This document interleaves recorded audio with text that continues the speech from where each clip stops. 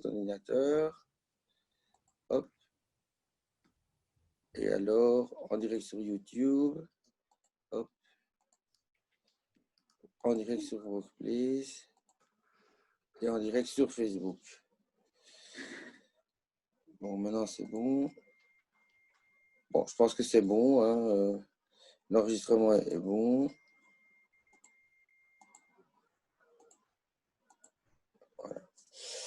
Ok, et maintenant, ça enregistre. Donc voilà, bienvenue à tous donc à cette conférence, à cette visioconférence sur le Brésil et notamment sur la gestion de la crise du président Bolsonaro au Brésil. Enfin, la gestion ou la non-gestion, ça c'est en fonction de… Ah, ça coupe ici, qu'est-ce qui se passe? Ah, ça me coupe ici, voilà, excusez-moi. Donc voilà, donc nous avons le plaisir d'accueillir ce soir deux conférenciers spécialisés sur le Brésil. Le premier, c'est Laurent Delcourt, qui est donc historien et chercheur au CETRI, au Centre tricontinental à Louvain-la-Neuve, et qui lui va faire un tableau, une sorte de graphique avec tous les chiffres de l'épidémie. Et il va ensuite parler de la gestion ou la non-gestion de M. Bolsonaro concernant cette crise et l'impact que la crise a sur les populations, l'impact énorme qu'a cette crise sur les populations les plus pauvres. Et ensuite, nous avons Frédéric Louot, donc, qui est maître de conférence à l'ULB, professeur à l'ULB aussi, et qui est spécialisé sur l'Amérique latine, et notamment le Brésil, et qui, lui, va commencer avec un sondage qui mesure un peu la popularité de Bolsonaro, qui apparemment est en hausse, et aussi sur les rapports des trois pouvoirs, donc entre le pouvoir exécutif, le pouvoir judiciaire et le pouvoir législatif. Donc voilà. Alors, la conférence va se passer comme ça. Donc, il y aura plus ou moins 15 à 20 minutes d'intervention de chaque intervenant. Et ensuite, il y aura les questions du public. Donc, je précise que cette conférence est enregistrée, être transmise sur Facebook et va être transmise sur le site de la Maison d'Amérique latine, sur la page Facebook de la Maison d'Amérique latine. Et aussi, on va essayer sur le site du CETRI. Donc, voilà, pour le droit à l'image, vous savez que vous êtes filmé. Si vous voulez ne pas être visible, vous faites comme certains, vous enlevez la caméra. Par contre, quand ce sera la question du public, là, il faudra quand même, ne fût-ce que brancher 2 secondes votre caméra pour faire un signe, parce que moi, je vais donner la parole aux gens qui me font le signe en premier. Donc, il faudra à ce moment-là mettre sa caméra. Mais je précise et j'insiste bien pour que tout le monde puisse avoir l'occasion de poser ses questions. Donc, ce sont des questions, donc hein, pas des affirmations, mais des questions aux intervenants. Et il faut essayer d'être assez concis, parce que la conférence va durer plus ou moins 1h30, 2 heures maximum, mais on essaye de ne pas dépasser. Ça, c'est comme dans les conférences habituelles, sauf qu'ici, on est en visioconférence. Voilà. Ben, c'est tout. Je vous remercie d'être là et bienvenue au nom de la Maison d'Amérique latine. Et merci aux conférenciers qui sont là. Et voilà, je passe la parole à Laurent Delcourt. Merci à vous, bonne conférence. Merci Sébastien, donc bonsoir à toutes et tous. Donc voilà, donc je vais directement brosser un tableau des effets de l'épidémie au Brésil. Si vous voulez bien, on va revenir quelques mois en arrière. En avril de cette année, la plupart des épidémiologistes brésiliens et des médecins, ainsi que les spécialistes de l'ONU, annonçait que le Brésil allait s'acheminer vers une catastrophe sanitaire sans précédent si aucune mesure forte n'était prise par le gouvernement brésilien. Or, aujourd'hui, il faut bien constater qu'on y est. Depuis la découverte des premiers cas de Covid au Brésil fin février, plus ou moins, on estime que 3 700 000 Brésiliens ont été contaminés par le virus. Alors, pire encore, on estime le nombre de morts actuellement à 117 000 morts, ce qui fait le deuxième pays, ce qui fait du Brésil le deuxième pays le plus touché par l'épidémie après les États-Unis. Mais ce n'est pas fini. Donc, on ne constate aucune inflexion, de cet fléchissement de cette tendance. Ces dernières semaines, toutes les 24 heures, donc chaque jour, d'une certaine manière, environ 550 000 nouveaux cas sont découverts au Brésil et on estime le nombre de décès à entre 1000 et 1250 décès chaque jour. Et donc la tendance n'est pas près de fléchir. Donc à ce rythme-là, le Brésil pourrait être le pays le plus touché par l'épidémie. Alors, si on observe dans le détail ces chiffres, on constate que le virus ne touche pas de manière complètement indiscriminée toute la population. En fait, les catégories les plus fragiles, les plus vulnérables, les plus pauvres sont touchées de manière disproportionnée par l'épidémie. Donc, les communautés indigènes, notamment afro-brésiliennes, les communautés quilombolas, sont particulièrement affectées par le virus, en raison justement de l'inégale distribution du revenu aussi économique dans les quartiers populaires. En raison également d'un système de santé qui est complètement un système public de santé qui est complètement déficient. Donc, on a beaucoup parlé du fameux SUS, le système universel de santé. Or, ce système universel de santé est au bord de l'implosion. Il est complètement dépassé. Et il est d'autant plus dépassé qu'il a connu ces dernières années un désinvestissement massif. Donc, on ne peut pas complètement, par exemple, blâmer Bolsonaro pour les conséquences sanitaires de l'économie, de l'épidémie, mais on peut blâmer les politiques qui ont été mises en place dès 2016, donc après la destitution de Dilma Rousseff. Si vous vous rappelez, Temer, donc qui a pris le pouvoir après la destitution de Dilma Rousseff, a fait adopter un amendement constitutionnel qui bloque l'augmentation des dépenses publiques, notamment en matière de santé, sur une période de 20 ans.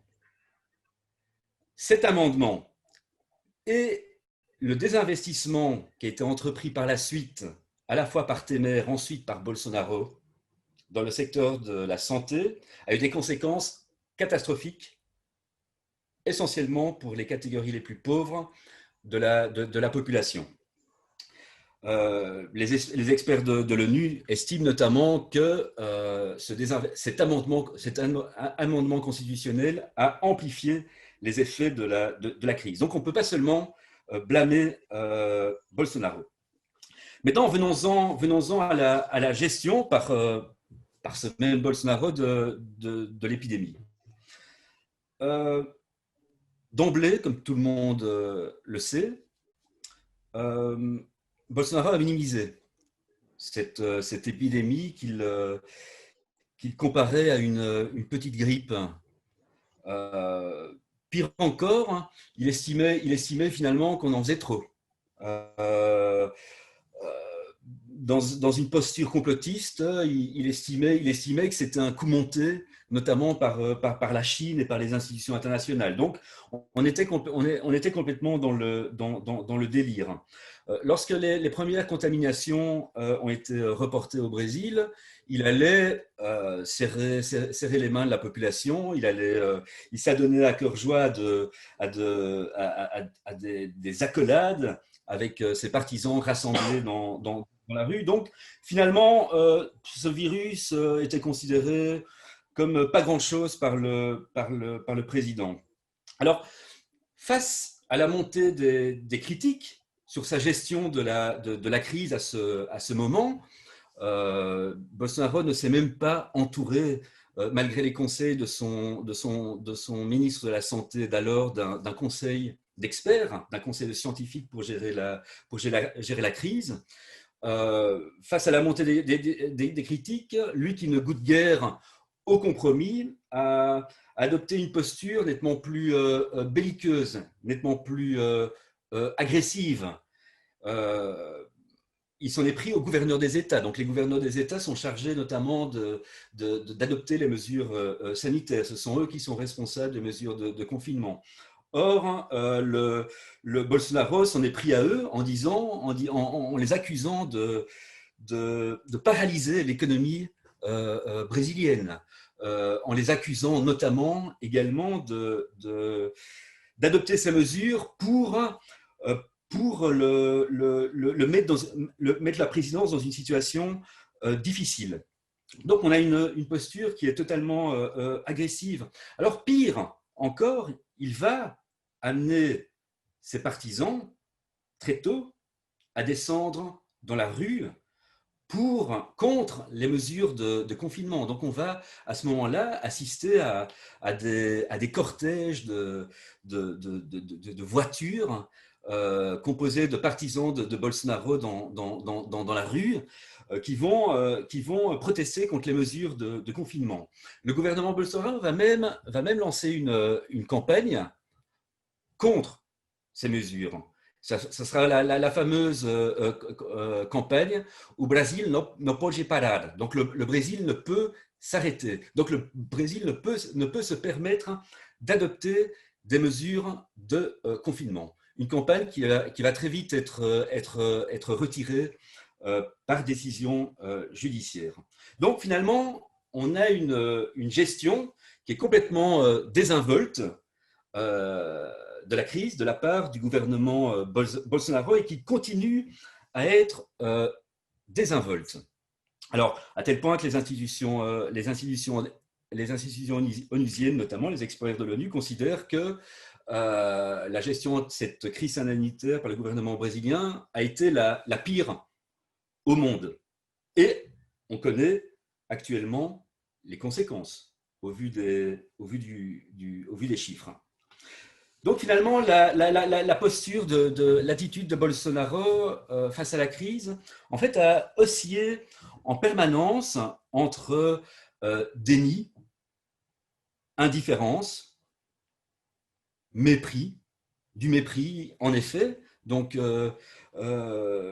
apparemment les victimes les victimes de la crise ne lui font absolument aucun effet. Donc on l'a souvent vu saluer ses partisans, se balader dans la rue, sourire aux lèvres, donc pour remercier ses partisans malgré la catastrophe que représente cette crise.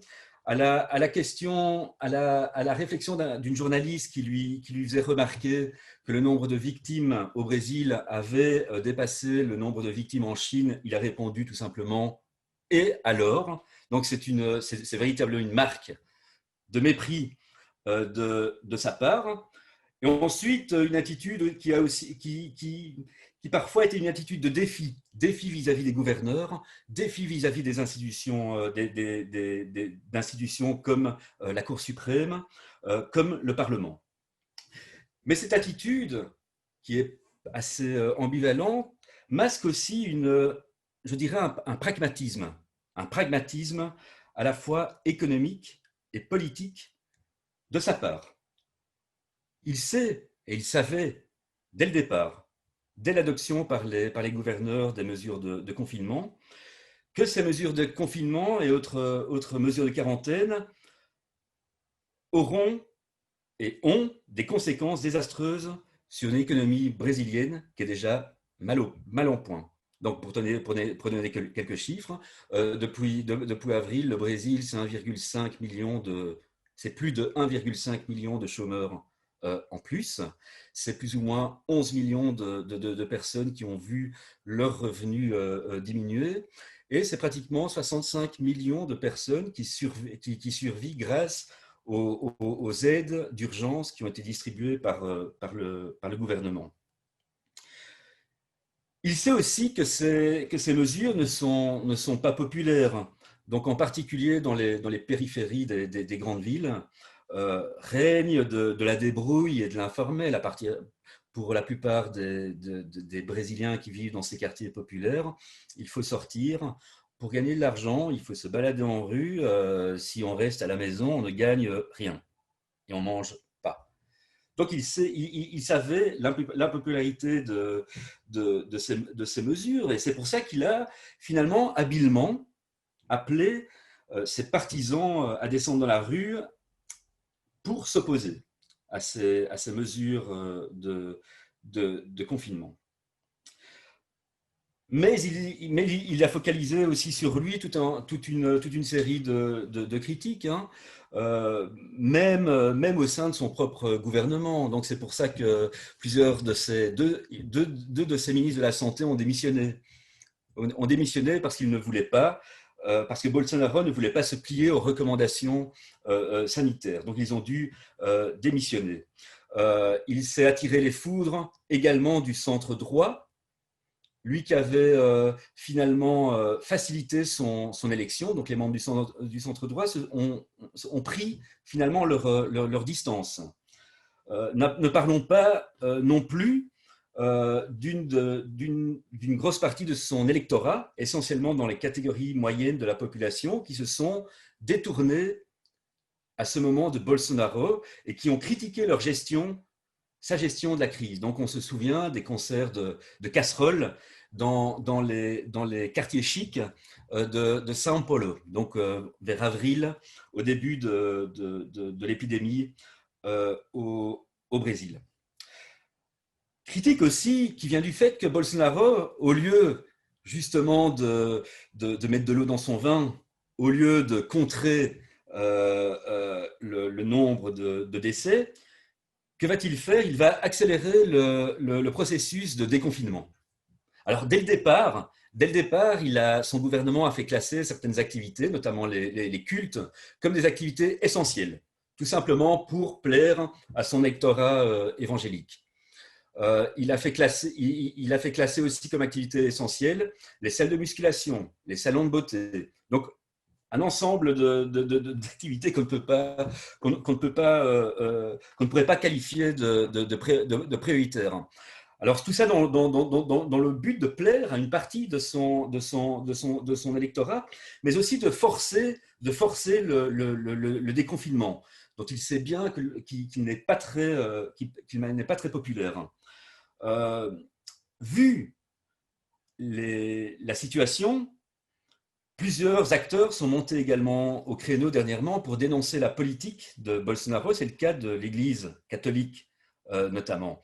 Alors je ne sais pas si vous savez, mais fin juillet a fuité une lettre signée par plus de 100 évêques brésiliens, une lettre qui devait être publiée mi-août, qui dénonce à la fois les discours anti-scientifiques du gouvernement Bolsonaro et dénonce son irresponsabilité dans la gestion de la crise.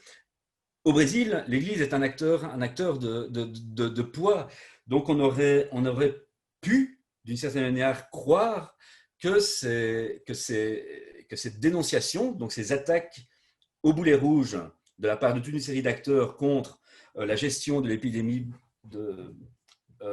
contre la gestion de l'épidémie par Bolsonaro, aurait eu des effets sur sa popularité. Alors, certains ont estimé, au tout début de l'épidémie, que la gestion qu'un auteur un auteur brésilien de la revue Piauí a appelé assassine, une gestion assassine de la crise du coronavirus par Bolsonaro. On aurait pu croire que cette gestion assassine aurait fait basculer cette présidence en érodant complètement sa popularité. Donc certains prévoyaient une fin de règne pour Bolsonaro, du fait de sa gestion chaotique de la crise qui double un tas d'affaires. Donc sa famille est la cible de toute une série d'affaires judiciaires, notamment. Donc il est épinglé notamment pour son attitude face à la presse, ses insultes proférées contre les journalistes et toute une série de choses. Donc assistera-t-on à une fin de règne, d'une certaine manière, comme certains l'ont prévu. Alors, pour ma part, je ne le crois pas, parce que d'abord, il bénéficie de l'adhésion sans faille d'une partie relativement significative de la population. C'est plus ou moins entre 15 et 30% de l'électorat. Alors, ça paraît peu, entre 15 et 30% de l'électorat, mais dans un pays comme le Brésil, où l'électorat est généralement très volatile, ce noyau dur est important. Ensuite, il bénéficie encore du soutien des trois grands groupes parlementaires conservateurs qui l'ont soutenu depuis le début. Hein. Ce sont les trois grands groupes de pression parlementaire qu'on appelle les 3B, donc les évangélistes, les parlementaires évangélistes, les, les, les, les partisans de la libéralisation des armes à feu et les parlementaires qui sont proches des milieux policiers, notamment, mais aussi l'agrobusiness. L'agrobusiness qui soutient complètement sa politique en matière environnementale, notamment. Il s'est rapproché habilement aussi de ce qu'on appelle le centrão au Brésil. C'est cette masse ces partis qu'on appelle attrape-tout, dit physiologiques, sans véritable idéologie, même s'ils penchent vers la droite, qui peuplent le Congrès dont l'unique but est de se rapprocher du pouvoir pour obtenir des privilèges politiques. Donc il s'est rapproché de ces parlementaires qui sont généralement considérés comme les plus corrompus au Brésil après avoir fait sa campagne soi-disant contre la corruption. Ces rapprochements et ces soutiens lui permettent d'avoir une sérieuse assise au Parlement et lui permettront sans doute de contrer toute démarche, toute procédure d'impeachment au Parlement. Donc il aura sans doute une majorité nécessaire pour empêcher toute mesure d'impeachment. Il faut rappeler qu'il y a environ 30 demandes d'impeachment qui ont été lancées actuellement. Et puis, déjouant tous les pronostics, mais ça, Frédéric Louot va en parler, sa popularité est restée intacte.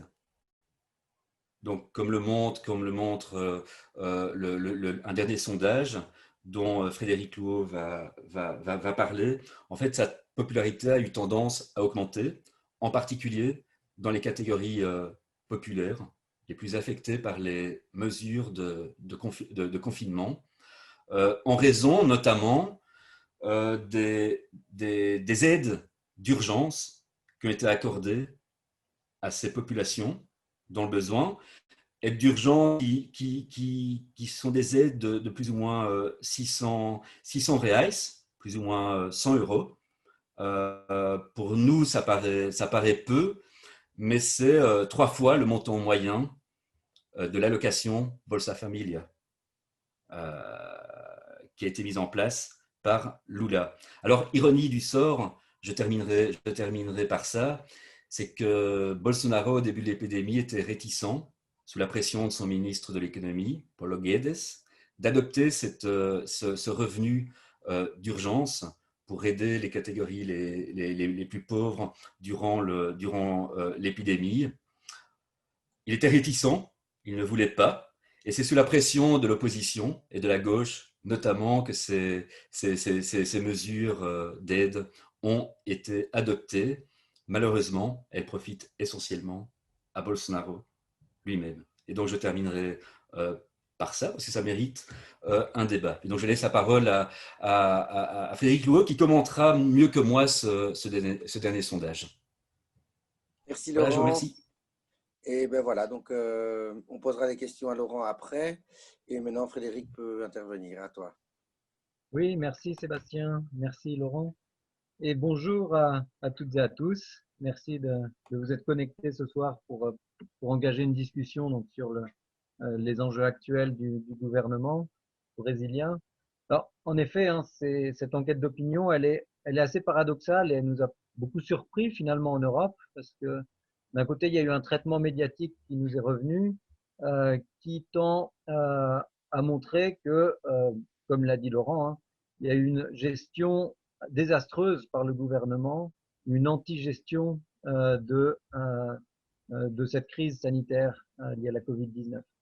Et au milieu du mois d'août, alors que les affaires se multiplient, on se rend compte que non seulement 47% des enquêtés brésiliennes et brésiliens considèrent que Jair Bolsonaro n'a pas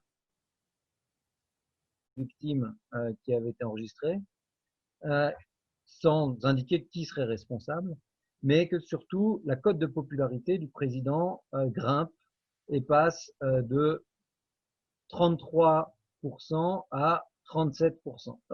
C'est des chiffres qui sont assez étonnants et qui dépassent finalement la marge des appuis idéologiques du gouvernement et du président qui était évalué à environ 20% de l'électorat. Donc passer de 20% de l'électorat à 37% d'une représentation de la population d'un pays, ça montre que finalement la position ou les positions adoptées par le gouvernement Bolsonaro sont beaucoup moins décriées au Brésil que ce qu'on imaginait depuis l'Europe. Alors c'est assez étonnant finalement comme donnée, et l'idée, on peut essayer de réfléchir justement à ce qui fait donner confiance finalement ou entretenir la confiance d'une frange non négligeable de l'électorat et de l'opinion publique envers Jair Bolsonaro. Et je crois que Laurent a bien énoncé l'élément central, c'est un usage populiste par Bolsonaro de la redistribution des ressources publiques ciblées vers une grande partie de la population, qui est assez paradoxal par rapport à ses positions initiales. Un autre élément qui a peut-être été moins évoqué, c'est le fait que Bolsonaro, et comme plusieurs membres de sa famille, ont contracté eux-mêmes le virus, et la montée de Bolsonaro dans les sondages correspond aussi à un moment où il a fait un petit peu profil bas dans les médias et où il s'est rapproché du centrão, justement, au niveau politique, et où il a été un petit peu en sourdine au niveau médiatique. Donc, la conjonction finalement du fait que lui-même ait attrapé le virus en faisant oublier finalement tous les mauvais exemples qu'il a donnés au niveau des pratiques sanitaires et ses stratégies de communication politique sur sa personnalité et sur l'usage des ressources publiques peuvent permettre peut-être d'expliquer partiellement cela. Mais ce qui va m'intéresser plutôt ce soir, c'est d'évoluer vers une réflexion plus institutionnelle qui porte sur les rapports entre les trois pouvoirs. Et justement, ce qui a été dit sur le rapprochement pragmatique de Bolsonaro, de certains groupes de députés brésiliens, alors qu'au début de son mandat, il cherchait justement à contrer ces vieilles pratiques, à finalement détruire ce qu'on appelle le présidentialisme de coalition et à engager un rapport de force avec le Congrès, on se rend compte que finalement, il y a des survivances finalement de cette puissance, de cette prégnance du Congrès, et que sous certains aspects, Jair Bolsonaro subit certaines contraintes et ne peut pas, malgré ses discours, agir de manière aussi aisée qu'il souhaiterait le faire.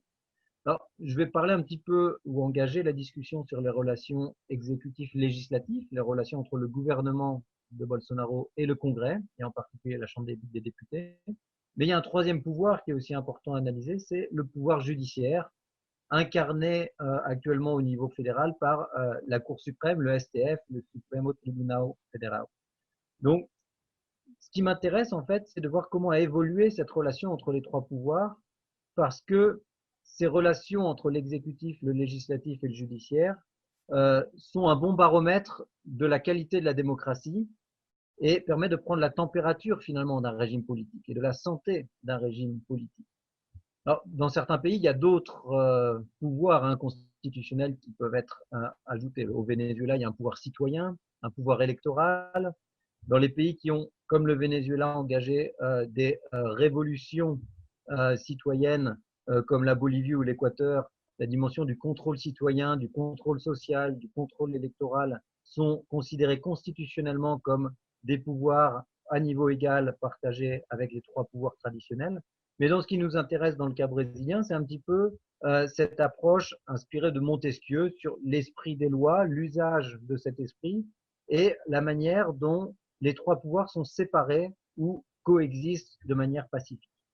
Eh bien, ce qu'on voit dans le cas du Brésil, c'est qu'il y a une évolution en 3 temps de cette interaction entre les pouvoirs qui marque finalement une fragilisation très inquiétante de la démocratie brésilienne, fragilisation que les ministres du STF d'ailleurs ne se cachent pas d'évoquer et certains ministres s'en inquiètent publiquement.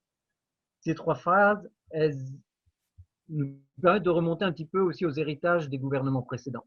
Il y a eu une phase de séparation des pouvoirs sous les gouvernements de Lula et je dirais de Dilma I, c'est-à-dire entre 2011 et 2014, incarné en ce qui concerne les relations exécutives-législatives par finalement une sorte de coexistence pacifique, marquée par des scandales aussi, le scandale du Mensalan par exemple, mais une tentative finalement de maintenir chaque pouvoir dans son rôle dans le contexte du système de présidentialisme de coalition, et marquée en ce qui concerne les relations exécutives-judiciaires par la figure de Joaquim Barbosa, qui était ce juriste, ce juge ministre incorruptible, nommé par Lula, mais qui n'allait pas hésiter à s'attaquer finalement au scandale de corruption, même si ceci impliquait le Parti des travailleurs. Donc finalement, Lula qui nommait des ministres du STF, mais un pouvoir judiciaire qui n'était pas à la botte finalement du président de la République. Donc il y a une sorte d'âge d'or finalement de la démocratie brésilienne, marquée par cette bonne séparation et coexistence des pouvoirs. Ensuite vient le temps du gouvernement Dilma II et du gouvernement Temer, qui marque la perméabilité de ces pouvoirs. Et on le voit, ou on l'a vu en ce qui concerne les relations exécutives-législatives, avec qui a été interprété par de nombreuses analyses comme un coup d'État institutionnel, mais dans tous les cas, finalement, une corruption de l'esprit de la Constitution brésilienne, avec une interprétation de la Constitution très politique et une brutalisation de l'équilibre des pouvoirs, où on a, dans un régime présidentiel, un pouvoir législatif qui prend le droit de destituer, sans qu'il y ait des raisons juridiques valables, la présidente de la République élue. Au niveau du pouvoir judiciaire, on voit qu'il y a eu déjà aussi une perméabilité croissante entre l'exécutif et le judiciaire. Un exemple parmi d'autres de cela, c'est après le décès accidentel de Théory Zavascki dans un accident d'avion, le remplacement de celui-ci par Michel Temer, par Alexandre de Moraes, qui avait été nommé ministre de la Justice par Temer et qui était un proche de Temer, et cette tentative finalement de politiser le système judiciaire et d'utiliser la justice pour protéger le gouvernement Temer et le président lui-même. Sous Bolsonaro, on rentre dans une troisième phase finalement dans ce déséquilibre des pouvoirs, qui est une phase de confrontation. Donc, on a eu la séparation, on a la perméabilité, et là, on rentre dans de la confrontation. Alors, on peut le voir à travers les relations initiales entre l'exécutif et le législatif. Cette tentative de bras de fer, quand, à peine élu, Bolsonaro annonce qu'il ne va pas gouverner en utilisant les partis politiques et qu'il va créer ses majorités en utilisant les blocs suprapartisans et qui va rompre avec le présidentialisme de coalition. Paradoxalement, il y a eu une première année plutôt pacifique, de coexistence pacifique entre le gouvernement Bolsonaro et le Congrès autour du projet de réforme des retraites. Ça nous paraît déjà bien loin, cette année 2019, mais c'était une période où il y avait finalement des coïncidences d'intérêts entre le président Bolsonaro et les groupes qui gouvernaient, qui géraient l'action législative incarnée par Rodrigo Maia, notamment à la tête de l'Assemblée nationale. Mais il y a eu une dégradation en 2020 de ces relations exécutif-législatif qui s'est couplée d'une dégradation des relations entre l'exécutif et le judiciaire. La figure de Gilmar Mendes, par exemple, ou les enjeux autour de la prochaine mise à la retraite de Sergio de Mello et de qui sera le premier des ministres du STF nommés par Bolsonaro ont attisé finalement ces tensions. Mais on a vu que aussi le pouvoir judiciaire judiciaire à travers le STF, a pris des prérogatives qui étaient des prérogatives de préservation d'un cadre démocratique et qui a pris des actions très fortes symboliquement contre Jair Bolsonaro. Par exemple, lorsqu'ils l'ont menacé d'utiliser ou de pouvoir consulter les données téléphoniques du président et de ses fils, ou lors de différents camouflets qui ont été imposés par le STF dans la gestion de la crise du Covid contre des mesures ou des non-mesures ou la démesure du président de la République. Alors, il y a eu des passes d'armes entre l'exécutif et le judiciaire, mais bien sûr que l'exécutif et le judiciaire ne disposent pas des mêmes armes. Les armes politiques et communicationnelles de Jair Bolsonaro sont disproportionnées par rapport au cadre juridique, au cadre strict constitutionnel auquel est soumis le STF. Et donc, il y a des armes et des temporalités qui sont à l'avantage finalement de la stratégie du président de la République, du moins à court terme. Et on se rend compte, pour revenir au sondage, que, eh bien, en août 2020, sur les trois pouvoirs dont on a parlé, le pouvoir exécutif, à travers la figure de Bolsonaro en tant que président et l'institution gouvernementale de son gouvernement, constitue entre les trois celle qui inspire le plus la population brésilienne. Ce qui paraît aussi paradoxal, je disais 37% d'opinion favorable dans des sondages équivalents à l'Institut Datafolia. Le STF, par exemple, a 27% d'approbation et 29% de rejet. Et il perd 3 points lorsque Bolsonaro gagne 3 points par rapport à l'année précédente. Et le Congrès continue à être l'une des institutions qui inspire le moins la confiance des Brésiliens, avec 17% d'indice de confiance contre 37% de rejet. Mais si on élargit le spectre, et je vais peut-être terminer sur cette note, et qu'on ouvre à d'autres institutions, on se rend compte que finalement, il y a peu d'évolution en termes de hiérarchie dans la confiance qu'inspirent les institutions au Brésil. Et que le Congrès reste à un niveau très bas, mais au-dessus des partis politiques, par exemple, qui reste l'institution qui inspire le plus de défiance au sein du Brésil, et que le pouvoir judiciaire est un pouvoir un petit peu médian, c'est-à-dire un niveau finalement moyen d'approbation par rapport aux autres institutions. Mais si on va plus haut parmi les institutions qui inspirent le plus la confiance, qu'est-ce qu'on va retrouver? On va retrouver les médias, on va retrouver les églises et on va retrouver au sommet en numéro 1 du ranking les forces armées. Et les forces armées jouent au Brésil maintenant ce rôle de quatrième pouvoir non constitutionnel, à tel point même que certains constitutionnalistes vont chercher à légitimer ou justifier l'existence de prérogatives constitutionnelles à une intervention politique de l'armée. Et là, à mon avis, on est au cœur évidemment du système que tente d'imposer Bolsonaro. C'est pas ce qu'on peut voir dans finalement son marketing communicationnel de faire croire qu'il se rapproche du Congrès avec le Centrão et qu'il fait un pas, il tend la main vers le STF ces dernières semaines pour essayer de pacifier. Non, les pions, il les place au niveau du pouvoir militaire et il tente d'imposer finalement une pression indirecte à travers les forces armées sur les autres pouvoirs pour créer un point de rupture. On l'a vu en avril, hein, Laurent a parlé de la revue Revista Piauí, qui a publié un très bel article sur cette réunion où Bolsonaro a voulu faire entrer l'armée dans le STF, où il était décidé finalement à mettre une pression directe en allant avec des généraux à la Cour suprême pour essayer de faire fermer finalement cette Cour suprême. Eh bien, on retrouve finalement avec cette affirmation de l'armée comme institution qui inspire la confiance de la population, comme institution qui a colonisé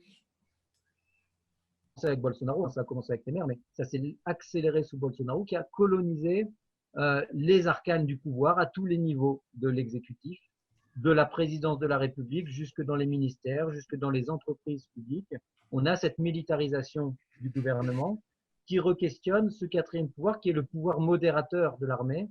Et là, on part d'un retour en arrière finalement, mais l'armée est en train de devenir comme elle l'était au XIXe siècle et jusqu'aux années 1960, cet arbitre des crises institutionnelles entre les trois pouvoirs exécutif, législatif et judiciaire. Et donc, on pourrait aussi discuter, dans le temps qui nous reste, de cette place de l'armée et de cette prise de position de certains hauts gradés militaires qui ne vont pas hésiter à s'opposer frontalement à des ministres du STF et à l'organe judiciaire dans son ensemble. Merci Laurent, merci Frédéric, pardon. Bon, bien, merci à Laurent et Frédéric pour leur intervention.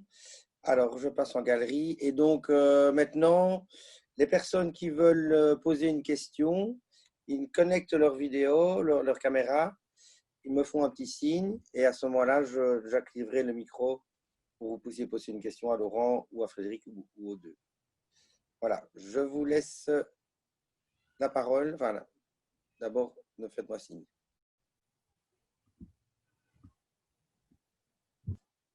Voilà, pas tous en même temps.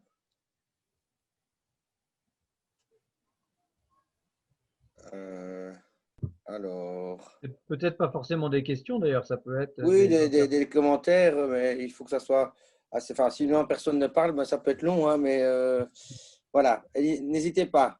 La parole est à vous. Ah, Eliane. Eliane, je vais te remettre le micro. Voilà, normalement, tu peux accepter. Voilà, on t'écoute. Bon, ma question, c'est pour bon, soit le professeur Frédéric ou le professeur Laurent. Quand on parle de l'armée, des forces armées, c'est vrai, cet article de cette journaliste qui est sorti de la revue Piauí, on ne sait pas comment, mais elle a eu accès à cette info qu'il avait planifié, le président avait planifié cette attaque pour de vrai au Congrès. Et les forces armées, c'est eux qui ont décidé non, ce n'est ni le moment et non, ce n'est pas le cas. On ne fait pas ça, ce n'est pas ça qu'on veut. Mais qu'est-ce que vous croyez qui est effectivement derrière lui? Parce que ce n'est pas les forces armées, c'est quoi alors? C'est qui a l'intérêt de maintenir ces gouvernements qui n'est pas gouverné, c'est dégouverné, c'est un dégouvernement. Mais tout le monde le sait. Mais c'est qui est derrière tout ça? C'est ça qui est difficile pour moi à comprendre. Je peux donner un premier élément de réponse, mais il me semble qu'il y a beaucoup de gagnants dans le gouvernement Bolsonaro. Par exemple, les élites de l'agrobusiness ou de nombreux entrepreneurs, tous ceux qui bénéficient des programmes de désétatisation, de débureaucratisation, des programmes de privatisation, de nombreuses élites entrepreneuriales aussi qui ne partagent pas forcément l'idéologie du président, mais qui sont bénéficiaires des politiques qui sont mises en œuvre et qui sont prêtes finalement à sacrifier, même si elles ne partagent pas l'idéologie, cet aspect idéologique, à tolérer les outrances du président, à accepter même une fragilisation, voire une mise en échec de la démocratie, parce que elles ont un président qui sert leurs intérêts indirectement. Et il y a certains groupes religieux, hein, pas tous. Laurent a montré que l'Église catholique était elle-même divisée sur l'appui à Bolsonaro. Elle l'a toujours été. Les forces armées elles-mêmes, hein, toute l'armée n'est pas derrière lui, mais il y a toute une série d'acteurs qui ont des intérêts particuliers. Et c'est peut-être ça ce qui permet aussi à Bolsonaro d'élargir son spectre d'un soutien idéologique de moins d'un quart de l'électorat vers un électorat pragmatique qui est prêt finalement à ses convictions, même parfois sans partager ses manières de faire ou sans accepter ses manières de faire.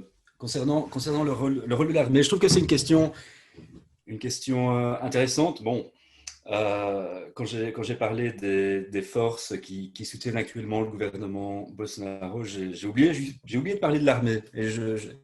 Alors qu'il me semble que son rôle est absolument fondamental. Un spécialiste brésilien, spécialiste des forces armées, de l'étude des forces armées, sociologue, estime que le projet de Bolsonaro est avant tout le projet d'une frange de l'armée. Il estime qu'il y a derrière ce gouvernement un projet militaire visant, il utilise le mot reboot, en anglais, donc de réinitialisation de l'État brésilien par les forces armées. Et que le projet est avant tout un projet militaire. Ça concorde aussi avec les études de type ethnographique et même biographique qui ont été faites sur le parcours des militaires et des forces armées. Certains estiment que finalement Bolsonaro fait partie d'une génération de militaires qui n'ont pas pu accéder à des postes importants, puisque le régime militaire s'est effondré assez tôt. Donc Bolsonaro, c'est quelqu'un qui a vécu la fin du régime militaire avec une profonde déception, une profonde rancune, tout comme la plupart des généraux qui sont actuellement dans son gouvernement. C'est des gens qui n'ont jamais accepté à la fois la démocratisation, bon, ils ont dû le faire à un moment donné, qui n'ont jamais accepté le gouvernement Lula, qui ne correspondait pas du tout à leur idéologie. Quand on lit certains traités élaborés par les militaires brésiliens, c'est absolument sidérant, où ils estiment que, sur le mode de Olavo de Carvalho, que finalement le marxisme n'a jamais été détruit durant la dictature, il persiste encore à travers la théorie du genre, il persiste encore à travers l'octroi notamment l'élaboration de quotas d'accès à l'université pour les indigènes, et tout ça, c'est une espèce de prolongement du communisme et du marxisme. Donc pour eux n'ont jamais accepté à la fois les progrès sociaux et aussi sociétaux de la société brésilienne durant les présidences de Lula et Dilma. Et finalement, Bolsonaro est arrivé au bon moment. Je pense que la plupart des militaires ont sauté sur l'opportunité. D'ailleurs, si on estime parfois, et c'est comme ça qu'on le présente, que la politique de Bolsonaro, notamment en matière environnementale, est complètement chaotique et complètement erratique. En fait, cette politique, c'est les militaires eux-mêmes qui l'ont élaborée. Le projet amazonien de Bolsonaro est avant tout un projet militaire qui nous replonge dans leur vision du développement de la fin des années 60 et début 70. Donc, il ne faut pas minimiser, je pense, le rôle des militaires. Je pense que dans son gouvernement, il est fondamental. Et je pense que le Bolsonaro lui-même n'a pas les capacités, tout simplement, de manipuler l'armée. Je pense qu'il est plus manipulé par son entourage, essentiellement militaire, que lui les manipule. Donc ça, c'est plutôt mon point de vue. Merci. Ah ouais, je comprends, merci. Alors, je vois que Gracienne veut prendre la parole. Mais puisqu'on parle de manipulation, mais est-ce que actuellement la frange la plus pauvre n'est pas manipulée aussi? Parce qu'il me semble que l'augmentation, les résultats des derniers sondages montrent bien que ces personnes qui reçoivent cette aide ont le sentiment qu'elle vient directement de Bolsonaro, d'autant plus que lui, il joue un jeu là-dedans. avec son histoire, on monte, on va donner une petite partie, parce que depuis le départ, hein, les gens ne savaient pas exactement à quoi ils allaient avoir droit, ou combien, si ce serait 2 fois, 3 fois, la moitié. Lui, il joue le jeu, oui, on va payer tout le monde, on ne va pas payer, ce sera la moitié. Voilà, et je pense que du coup, il a une manipulation de cette population-là, des gens qui sont quand même contents d'avoir cette aide. Vous Oui, ne il a pensez pris pas? conscience du capital électoral qu'il y a derrière ça aussi. C'est-à-dire, Hein. c'est pas un hasard si en ce moment il va se balader dans tout le nord-est et Bien essayer sûr. d'attaquer sur les terres du Parti des travailleurs et de l'électorat de Lula. Alors que paradoxalement, mais il n'est pas un paradoxe près, il dénonçait aussi le programme Bolsa Familia comme un programme Tout à populiste fait. et comme un programme à utilisation partisane. Lui, pour le coup, il en fait une vraie utilisation individuelle qui est beaucoup plus proche d'un populisme des années 1990, par exemple, que de ce qu'était Lula, finalement, qui peut être une instrumentalisation électorale d'un programme de redistribution sociale, mais qui n'est pas tourné finalement vers une instrumentalisation individuelle. Avec, pour revenir à la question là, qui gagne, quels sont les gagnants de cette politique? Quand on demande à Bolsonaro d'où va venir l'argent, lui il dit bah, ceux qui ont du travail, qui l'ont desce un salaire ou autre. En fait, il fait aussi signe à ceux qui ont beaucoup d'argent en disant on ne va surtout pas toucher à vos acquis. En fait, ça répond bien à ses intérêts, enfin, à l'intérêt de son idéologie, quoi. Il me semble, non? Oui, c'est très payant à court terme. Après, il va être vite rattrapé finalement par des contraintes économiques. Il pourra faire comme il sait faire d'habitude, c'est-à-dire se déresponsabiliser, rejeter la faute sur les personnes qui ont incité au confinement, alors que lui incitait à maintenir l'économie sur pied. Il va pouvoir rebondir. Hein. C'est une sorte de président un peu téflon, c'est-à-dire que quoi qu'on envoie vers lui, il arrive à le faire réfléchir vers les autres et à ne pas en subir les conséquences directement, mais il va à un moment ou à un autre quand même devoir rendre des comptes sur les programmes qui ont été mis en œuvre, même si il se protège toujours en disant l'économie j'y connais rien, c'est Paulo Guedes, et puis quand ça va mal tourner, Guedes va partir s'il n'est pas déjà il y en a un autre. et, je me suis tourné vers les pauvres et on m'a empêché de le faire comme j'aurais voulu le faire. Il va jouer là-dessus, sur la désinformation, comme il sait faire. C'est à ce moment-là que l'opposition va devoir jouer son rôle aussi, assez inaudible en ce moment, parce que on est dans la préparation plus des enjeux municipaux, on est dans la préparation de futures alliances, on ne sait pas qui émerge, mais ça va être l'opposition qui va devoir un petit peu remettre les choses à plat au niveau de la communication. Et on ne sait pas de quelle arme va disposer cette opposition. Est-ce qu'ils vont faire le même jeu ou est-ce qu'ils vont rester finalement dans les règles de la communication électorale classique? Merci, merci. Alors, voilà, je vois que Laetitia a levé la main, mais il n'y a pas son micro qui est branché. Je peux peut-être lui demander. Enfin, on va voir si elle veut intervenir, mais comme il n'y a pas de micro, ça va être compliqué à mon avis. Ici, je l'ai débranché. Je l'ai rebranché, voilà. Vous m'entendez? C'est Laetitia? Oui, voilà. Ah oui. Par contre, je ne peux pas lancer ma caméra. Voilà, on me dit qu'elle Bon, est utilisée. c'est parfait. Voilà. J'ai vu que vous aviez levé la main avec un petit icône, donc c'est bon. Oui, merci. En fait, c'est vrai que je me demandais s'il y avait aussi des intérêts, peut-être de la part des États-Unis, aussi pour faire en sorte que justement, il n'y ait pas vraiment de développement clair d'une opposition pour faire contre. Oh là là. Qu'est-ce qui s'est passé? C'est Laetitia ou Rick là? Oh là là. Il faut rallumer là. Voilà. Ah, pardon, Allô? excusez-moi. Je croyais que vous étiez Laetitia, c'est pour ça que voilà. Allez-y. Désolé. Attendez, je vais en fermer un. On va voir si ça marche. Vous Allez-y, m'entendez? allez-y.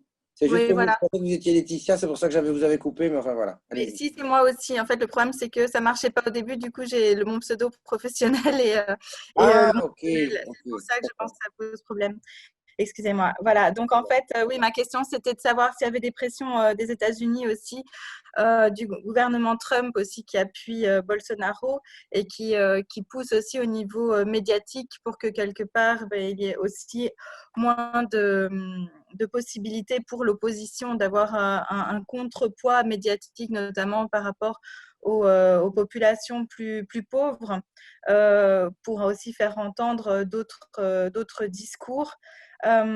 Après, c'est vrai que à un moment donné, moi, j'avais voulu faire un travail sur la perception de la dictature, en fait, il y a à peu près 5-6 ans au Brésil. Je voulais faire un projet documentaire là-dessus. Et c'est vrai que ce qui m'a beaucoup étonnée au Brésil, c'est que, en fait, des personnes, même de milieux, je dirais, très éduqués, parlaient peu des conséquences de la dictature. C'est un peu comme si c'était un sujet à terre, un peu tabou.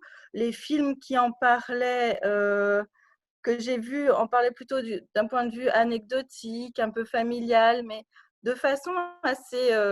Enfin, qui n'osent pas non plus forcément condamner. Donc, quelque part, je ne sais pas si au niveau de la société brésilienne, il n'y a peut-être pas eu un travail vraiment de vraiment mettre enfin, développer un dialogue avec la population sur les conséquences qu'ont pu avoir les dictatures précédentes, et que quelque part, il y a peut-être une nostalgie aussi de se dire, voilà, pendant la dictature, c'est là que le football est né, a évolué, que certaines choses, la bossa nova, qu'il y a certaines choses au niveau de l'identité brésilienne qui se sont presque développées pendant cette période-là.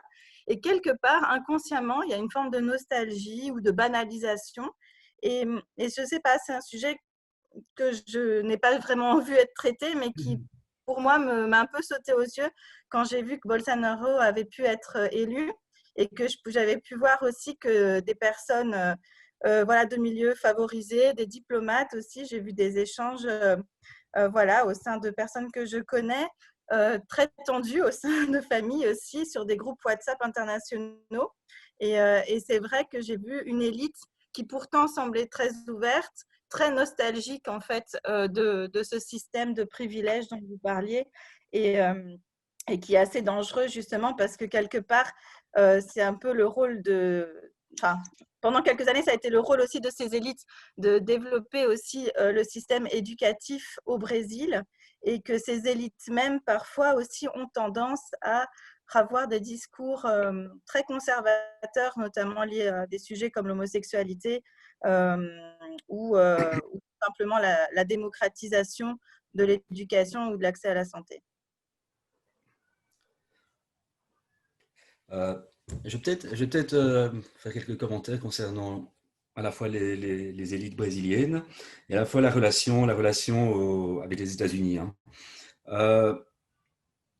Les élites brésiliennes, alors il y a pas mal d'études qui ont été réalisées par des anthropologues brésiliens, notamment sur cette couche de la population qui est maladivement, donc c'est ce que disait Darcy Ribeiro, notamment, maladivement méprisante et inégalitaire. Donc cette élite brésilienne qui a porté Bolsonaro au pouvoir n'a jamais accepté. Alors je fais peut-être des généralités, mais c'est quand même, quand on étudie de près ce milieu, c'est flagrant. N'a jamais accepté le partage du gâteau.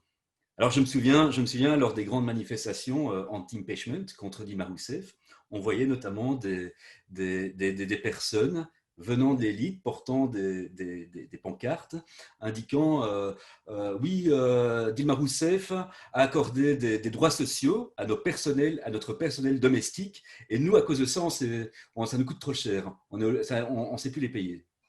Donc voilà la mentalité de cette élite, et je pense qu'il faut bien l'avoir en tête pour comprendre la présidence de Bolsonaro. Par ailleurs, cette élite a toujours été attirée à la fois par l'Europe, d'abord par l'Europe, c'était le premier monde, un désir. Les États-Unis.